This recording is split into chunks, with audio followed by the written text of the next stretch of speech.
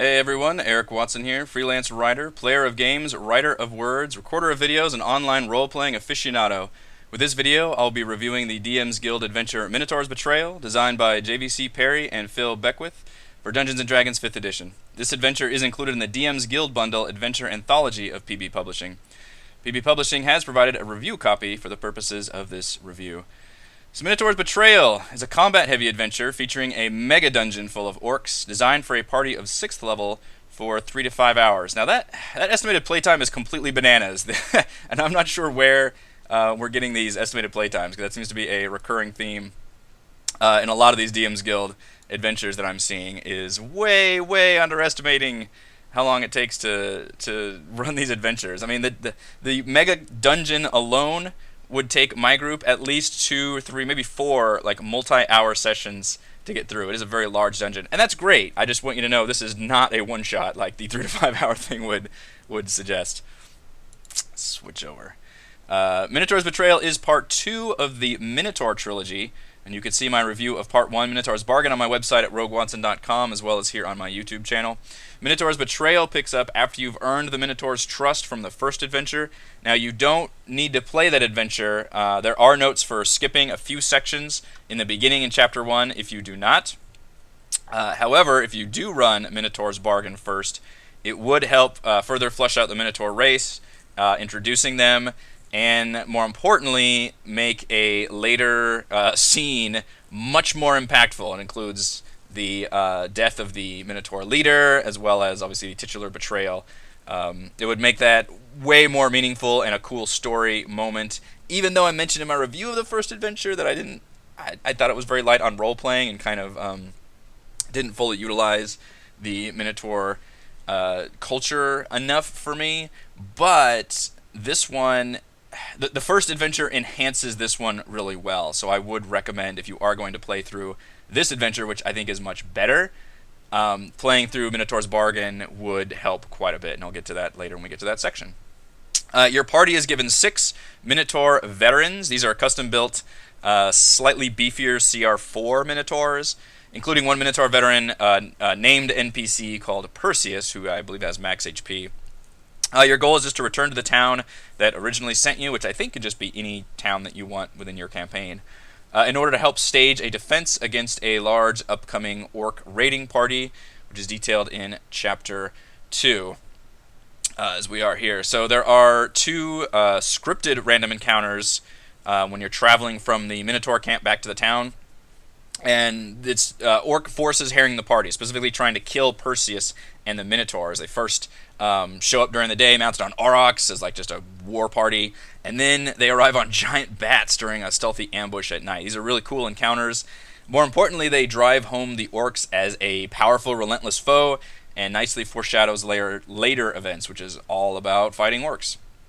So the orcs are the primary threat throughout the adventure, and it does some really cool things with them. It really uses pretty much every piece of orc like stat block and information from Volo's Guide to Monsters, which go ahead and tell you that I think something like 30% of the monsters here are from Volo's Guide, which is all those kind of orc variants for the most part. So hopefully you've got Volo's Guide to Monsters if you're running this adventure. If not, you might be able to make do making your own, just different orc varieties, or just use same orcs, whatever. The problem is, it does a really good job with the orcs, but it kind of overshadows the Minotaurs themselves. There is that nice, cool scenario, the titular betrayal that happens, which is a neat scene, and you do have your Minotaur allies, which is cool. But I almost feel like there's, it's called the Minotaur trilogy, but really this one is even more about orcs than it is Minotaurs.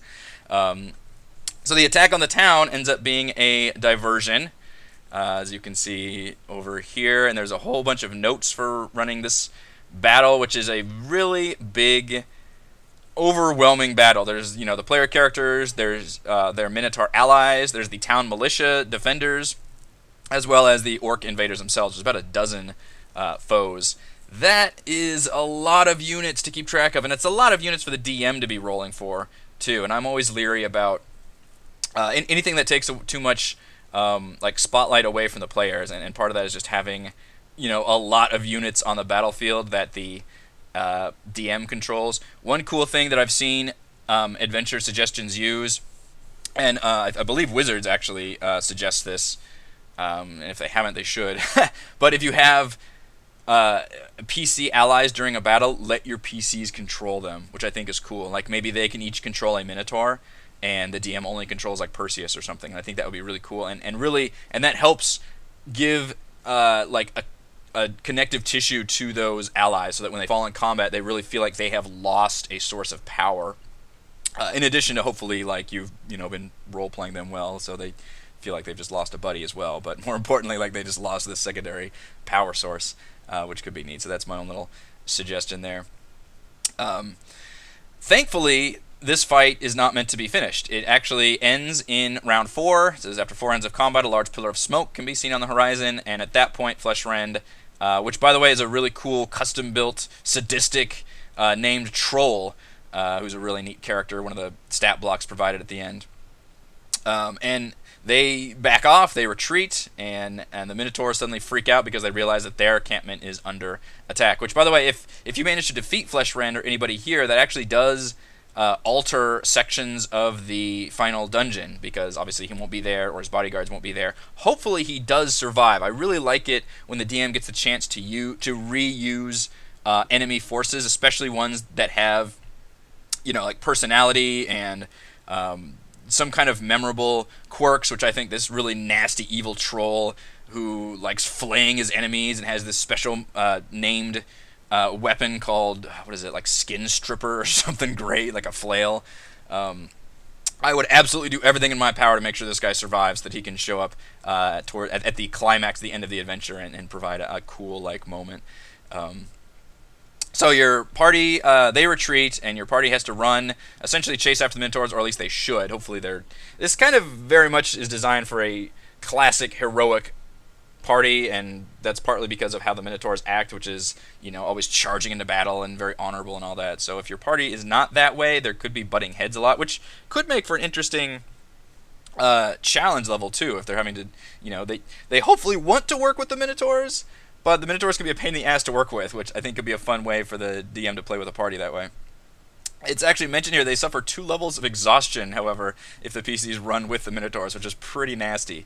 Now, this scene is really cool. Essentially, it turns out the attack on the town was to just distract the PCs and like Perseus's warband, and a Minotaur trader named Theron has worked with the nearby orc, I guess, society, group, culture, whatever, to stage a coup with his Minotaurs by allying with them, and in exchange he stole an orcish relic, the Banner of Grumsh, which has been guarded by the Minotaurs, and in exchange they help him storm the camp and murder the Minotaur leader Astarte and put him in charge. This is a really cool scene. I love this. This is a surprise attack, pulls a rug out from our heroes and their buddies. Again, hopefully they feel, if not indebted, they're at least compelled to like help the Minotaurs out, so hopefully you've done a good job role-playing them. This is by far the most interesting section of the adventure story-wise. Unfortunately, it's the most limited. It's only spelled out in these 2 pages. There is a solid description of like arriving at the Minotaur settlement, and it's just basically destroyed. And like the Minotaur leader has been strung up, like her horns have been cut off, and it's just a grisly sight. I would, again, my own recommendations, I would personally have her be clinging to life and do that classic, devastated like town story moment of the town leader being on death's bed, and they have to essentially like, oh, you have to avenge me and go do this, blah blah. Because the most important thing the players do here, whether or not they confront Theron or not, which is not very well explained if they should, they're supposed to learn about the Banner of Grumsh, what it is, why it's bad for the orcs to have it, and then they should be motivated to go assault the orc fortress nearby and retrieve it. So what's weird here is obviously the Minotaurs are going to want to deal with Theron directly, but the PCs might not be in a good shape to do that. I think Theron is, what is he? He's got 8 Minotaur veterans, and it does mention, due to the current state of the Minotaurs and the party from the forced march, not to mention the battle they just had, this might be a hard fight to win. So I'm a little confused here on how this is supposed to work, and there's notes for essentially if you want to eavesdrop or sneak in and steal the, like, loot the Astarte's yurt, but there's no information on any role-playing encounter specifically with Theron. That seems like a hugely missed opportunity. Like, obviously Perseus, I think, would want to confront Theron, and there is a good like paragraph here on Theron. He's boastful and brash, defeated by Astarte in the arena years ago, and never got over his defeat. So it's that classic like the honorable warrior who was struck down and has been like just a smoldering rage of vengeance, and has taken this opportunity to just betray his people and put himself in charge in a very dishonorable way, which the Minotaurs are not going to like. I wish there was more. This is a really cool story moment. I like this is here. It does a good job of exploring the Minotaur culture. This scene alone, way more than the first entire adventure did. But there's just not enough information here, not enough role-playing information specifically. Like, there should be a confrontation between Perseus and Theron, should they do that. Like, really the only options right here are just straight-up fight, which there's no notes on, like, if you know what Theron says or how he acts, or sneaking in and learning about the information about the Banner of Grumsh, which I would just have Astarte tell the players.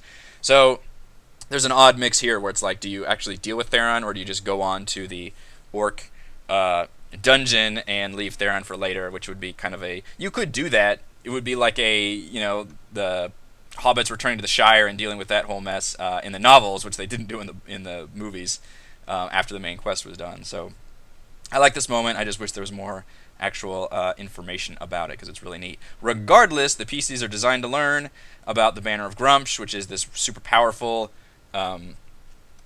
wondrous item artifact that is specifically empowers orcs, so they need to go to the dungeon of Varkala, which is amazing. This is a mega dungeon complex, takes up all of chapter 3, and is a solid 2/3 of this 30 some odd page adventure. And I think I've got a picture. There we go. I tried to fit it all on here, but it's enormous. It's a sprawling network of connected caves. That central chamber that you can see is over 200 feet across. Very tiny. This is the non-gridded map version, but it is enormous, and I love it. That is a mega-ass mega dungeon. It's got an underground sewer like system that goes underneath the central chamber specifically. There are 14 total areas, 3 optional side entrances, in case your characters actually want to search around, or if you just want them to enter a different way. You think, oh, this area would be way more interesting. You totally have that option. Or there's a main entrance with this ruined tower you can see in the upper left corner. We'll go back to the PDF because that's kind of where it assumes that you start, as the ruined tower entrance. But I really love, it's just crawling with orcs and orogs, and they're kind of like bestial buddies, but it's a whole ton of orcs, but it does a really cool job. Like, it feels like an actual living, breathing dungeon. It's not just you're going room to room battling monsters. It's like there's orcs living their daily lives, like they're doing like laundry around their huts in that central chamber. There's a whole section of shrines to the various orc-appropriate gods and goddesses of the Forgotten Realms. There's a fighting pit in the middle of that chamber. There's pens where they keep the boars and aurochs. There's a rookery where they keep the giant bats, because remember the giant bats attacked you. There's a nursery where they like have all the little orc babies running around. Like, it really feels like a full-on... It's not just like the typical like, warrior-filled outpost. This is really like the orcs like society or town, which kind of has a weird implementation if you're just going there to like kill them all, but I think that makes for an interesting twist on it, and it just feels like a really, really cool dungeon. I'm not going to go over every single room. I do like the way that it's separated into sections here, which feels a lot easier to digest. Obviously everything is given annotations about what room goes to where. Unfortunately, and this will be a con I'll mention later, while this map is certainly serviceable, for someone like me who primarily rolls with virtual tabletop like Roll20, I would have to completely recreate this. It does not give you a separate color map file to use in a tabletop. This is pretty much what you get, or like, what is that? Sort of that imaging. You get this, but with grids, essentially. So, whereas if you look at that ruined tower map in the upper left corner, that's totally usable. I can definitely use that. I could just plop that right into Roll20 and roll with that. But unfortunately, that's the only map that actually has color with it. So I'd have to recreate the actual giant mega dungeon. And also, there's no maps for like that town. In chapter 2, the battle outside of the town, there's no map or anything for that. So I don't expect maps for things like if there's a random encounter, or even a scripted random encounter. That's fine. I can come up with a generic, forest map, or whatever. But if there's a specific battle in an area like that town fight, or obviously having nice big. I mean, look at this. This is really neat looking. It's a good map, but I wish there was color, and I just wish it was usable in for something like Roll20. But there's a lot of cool things happening here. There's neat events. Let's see, what is there's a like there's prisoners throughout. I think there's 3 different sections with prisoners in it, which they could join the party or obviously provide useful information. They actually have their like loot stashed away, which again is great. The way it feels like everything is logically laid out. Like you don't just like the prisoners don't have their weapons and items on them. They're actually in a section where the orcs keep all their treasures and loot, and you can find all these specific equipment for each of those captured adventurers, which is really nice. And I just like having prisoners anyway. It's fun for a role-playing standpoint for the DM to do, but also it helps make the player characters feel like heroes instead of just dungeon crawling, treasure hunting, murder hobos. Not that there's anything specifically wrong with that, and if that's how you want to play D&D, that's totally fine. But I think it's nice when they can feel like they're making a difference in people's lives. And just to go off on a tangent, I think that's one thing the Marvel movies, for example, do really well. Is yes, good guys punch bad guys. That's part of the deal. But also they save people, and everything should be motivated by them saving people. And I think that's a nice. Here, it's not actually the primary motivation. It's just a happy coincidence. Like, oh, they've got prisoners here. We should probably rescue them. And it does help drive the fact home that the orcs are evil, despite having doing laundry, and they're just like us. But like, oh, they're still pretty nasty. They have really dark, evil gods. They're just not cool at all. There's mountains of loot here, which is really nice, because I think that's a problem with a lot of DM's Guild adventures, is there's not a whole lot of loot. There is very much loot here. Where can I find treasure? Just obviously coin treasure, but there's actually... Oh, this is a cool section. The actual sewer system, or what do they call it? The Valley of Refuse.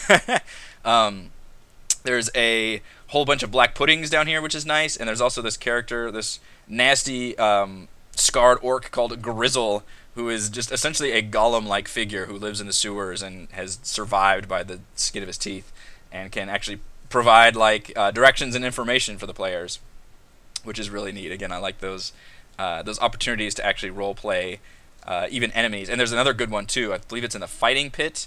There's one character, Grush, who's in a disoriented state, unable to distinguish between orcs and non-orcs. So he's basically essentially drunk from getting beaten up. And you can just talk to him, and he'll give you information, which is pretty funny. So hopefully your players don't just go fight, because I think there's also supposed to be a shit ton of people in this central chamber.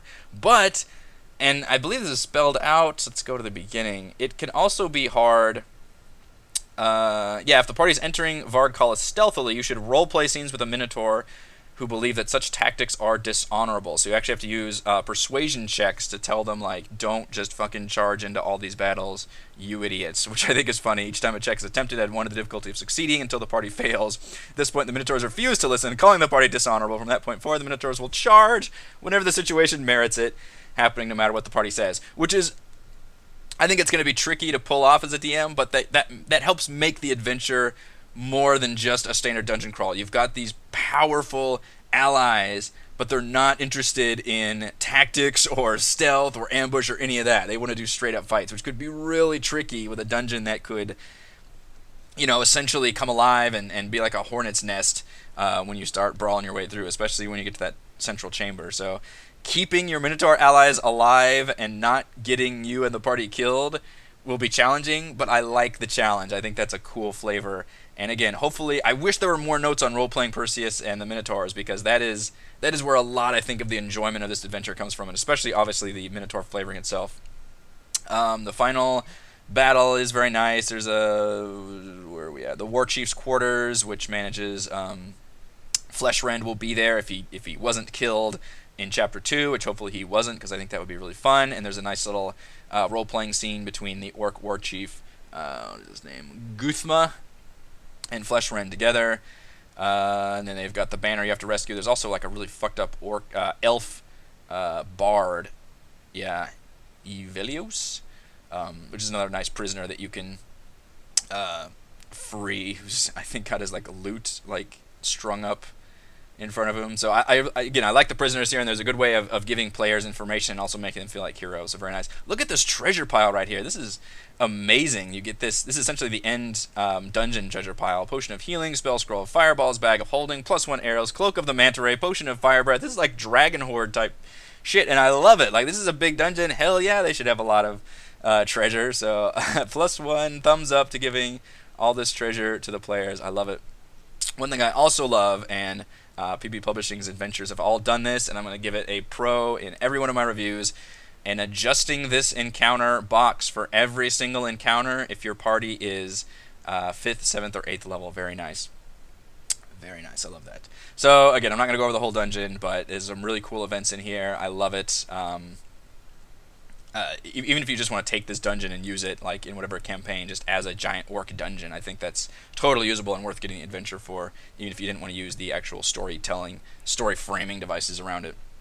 So by the end, the PCs and their Minotaur buddies should have crushed the orcs, retrieved the Banner of Grumsh, and put Perseus in charge, I guess, of what's left of the Minotaurs. And again, that part is kind of not really spelled out very well, but I think that is how it's supposed to work.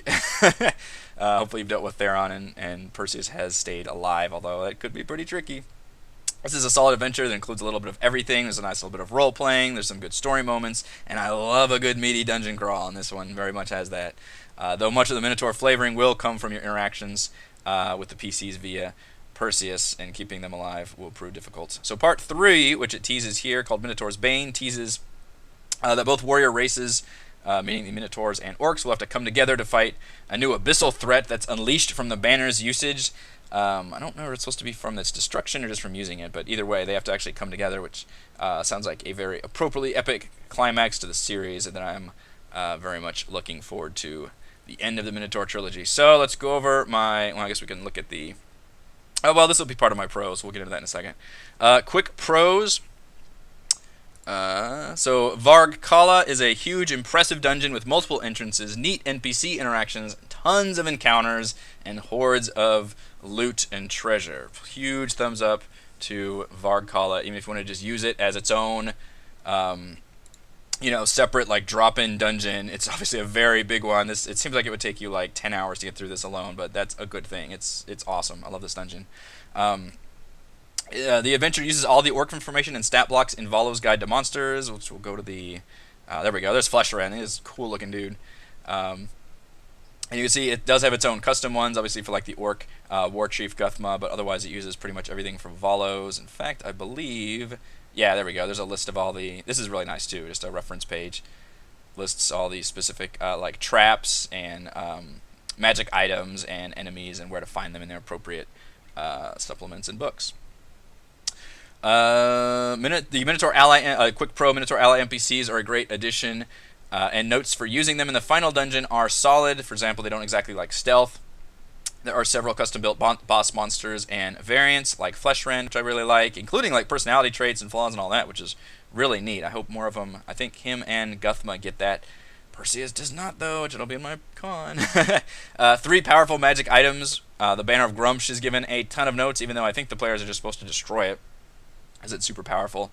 There we go, the flail skin stripper that Fleshran has, which is awesome. And then there are notes for adjusting every encounter for 5th, 7th, and 8th level parties, in case your group of PCs is not quite 6th level, but close enough. And I like those adjustments that can be made. Just notes on there. Quick cons. Though there's some neat story moments with the titular Betrayal, the adventure does far more with exploring orc culture and society than the actual Minotaur culture and society, which is kind of a bummer. Perseus can and should be a major NPC ally to the party, but he's barely given any notes on role-playing or personality. I want more information on Perseus, because he could be a huge major character. Quick con, the most story-intensive scene of the adventure, confronting Theron at the end of Chapter 2, is given the least amount of attention. I love that scene. It could be an amazing story scene that helps set up these awesome dungeon and really drive home the Minotaurs, but I want more information on that, specifically like a confrontation between Theron and the party and or Perseus. And con, only the small ruined tower map is given color.